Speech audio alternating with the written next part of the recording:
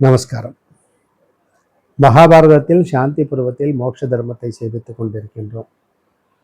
இன்று நாம் சேவிக்கும் அத்தியாயம் நேற்று சேவித்த அதே அத்தியாயத்துடைய தொடர்ச்சிதான். அதாவது பரமசிவன் வீரபத்திரரை கொண்டு தக்ஷ யாகத்தை அழித்ததும், தக்ஷன் சகசிரநாமத்தினால் அவரை துதித்ததும், அவர் கோபம் தணிந்து வரமளித்ததும் தான் சேவிக்கிருக்கின்றோம். நேற்று எவ்வாறு சிவபெருமான் தன்னுடைய சக்தியாலே வீரபத்திரரை உருவாக்கினார் என்பதை சேவித்தோம். மேற்கொண்டு என்ன நடக்கிறது என்பதை இன்று சேவிப்போம்.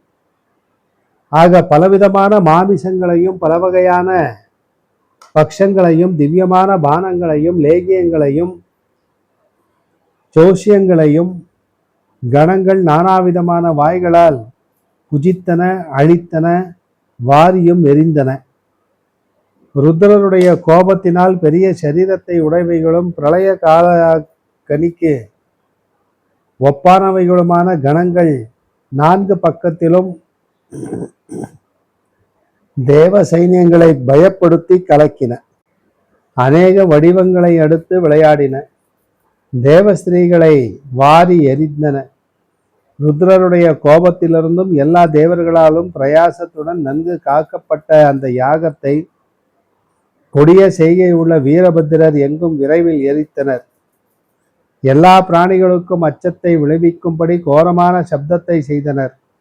யாகத்தின் சிரசை கொய்துவிட்டு கர்ஜித்தனர், சந்தோஷித்தனர்.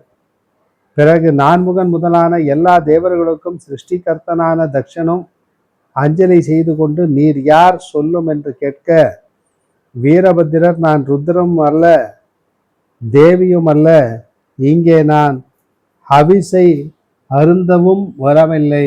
நீங்கள் தேவிக்கு கோபம் வரும்படி செய்ததை நினைத்து சர்வாத்மாவான பிரபுவானவர் கோபத்தை அடைந்தார்.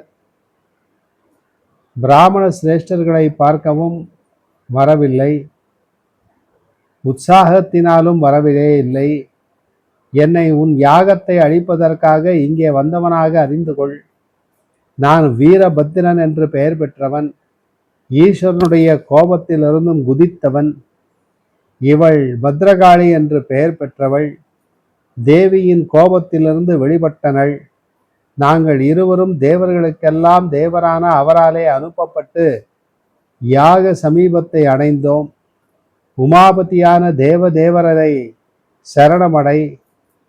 தேவருடைய கோபமும் மேலானது, மற்ற இடத்திலிருந்து வரதானமும் இழிந்தது என்று சொன்னார். வீரபத்திரருடைய இந்த பேச்சை கேட்டு தர்மத்தை தரிக்கிறவர்களில் சிறந்தவனான தக்ஷன் பரமேஸ்வரரை பணிந்து ஸ்தோத்திரத்தினாலே சந்தோஷிக்க செய்ய ஆரம்பித்தார். தேவரும் சிக்ஷரும் சாஸ்வதரும் நிலையும் உள்ளவரும் அழிவில்லாதவரும் மகாத்மாவும் எல்லா உலகத்திற்கும் பதியுமான மகாதேவரை நான் சரணடைகின்றேன் என்றான். நன்றாக சேகரிக்கப்பட்ட அந்த திரவியங்களோடு கூடின தக்ஷனுடைய யாகத்தில் எல்லா தேவர்களும் தப்போவனர்களான ரிஷிகளும் அழைக்கப்பட்டார்கள். தேவரும் சிருஷ்டி முதலான எல்லா தொழில்களையும் உடையவரான மகேஸ்வரர் அதற்கு அழைக்கப்படவில்லை. அப்பொழுது மகாதேவியானவள் கோபத்தை அடைந்தாள். அதன் நிமித்தம் ஈஸ்வரர் கணங்களை அனுப்பினார். அப்பொழுது யாகசாலை எரிக்கப்பட்டும் பிராமணர்கள் ஓடியும் மகாத்மாவும் பயங்கரரும் ஜுவலிக்கிறவருமான வீரபத்திரர் நட்சத்திர மண்டலத்தை வியாபித்தும் பரிசாரர்கள் சூலத்தால் மார்பு பிளக்கப்பட்டு அலறி கொண்டும் யூபங்கள் அசைத்து பிடுங்கி எங்கும் எரியப்பட்டும் கழுகுகள் மாமிசத்தில் ஆசை கொண்டு உயர கிளம்பியும் கீழே சஞ்சரித்து கொண்டும் யக்ஷர்களும் கந்தர்வ கூட்டங்களும் பிசாசர்களும் உரகர்களும் ராட்சசர்களும் அவற்றின் இறகுகளின் காற்றினால் தள்ளப்பட்டும் அநேகம் நரிகளால் ஊளையிடப்பட்டும் இருக்கும் பொழுது அநேக நேத்திரங்களை உடையவரும் சத்ருக்களை ஜெயிக்கின்றவரும் தேவருமான ஈஸ்வரர் முகஸ்தானத்தினால் முயற்சியுடன் பிராண அபானங்களை அடக்கி கண்களாலே எங்கும் பார்த்து கொண்டு சீக்கிரமாக அக்னிகுண்டத்திலிருந்தும் கிளம்பினார். 1000 சூரியர்களுடைய ஒளியை வகிக்கிறவரும் ஊழித்தீ போன்றவருமான அவர் தக்ஷனை நோக்கி புன்னகை செய்து, உனக்கு நான் என்ன செய்ய வேண்டும் சொல் என்னும் பேச்சை சொன்னார்.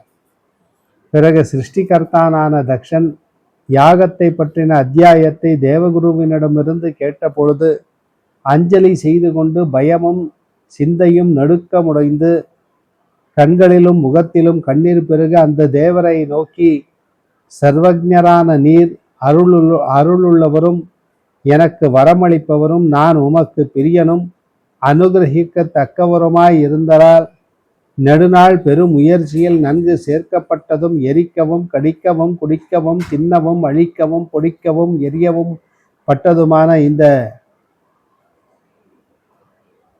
இவ்வித யாக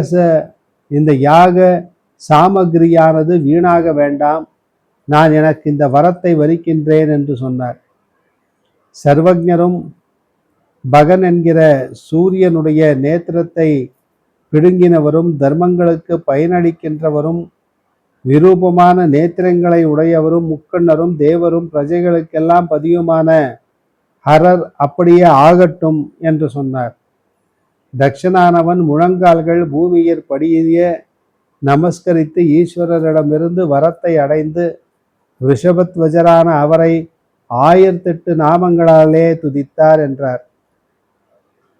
யுதிஷ்டிரர், பிரஜைகளுக்கு பதியான தக்ஷன் எந்த நாமங்களினாலே ஈஸ்வரரை துதித்தான், அவற்றை நீர் எனக்கு சொல்ல வேண்டும், எனக்கு கேட்பதற்கு ஸ்ரத்தை உண்டாயிருக்கிறது என்று கேட்க அதற்கு பீஷ்மர் பதில் சொல்ல ஆரம்பித்தார். என்ன பதில் சொன்னார் என்பதை நாளை சந்திக்கும் போது சேவிக்கலாம். நமஸ்காரம்.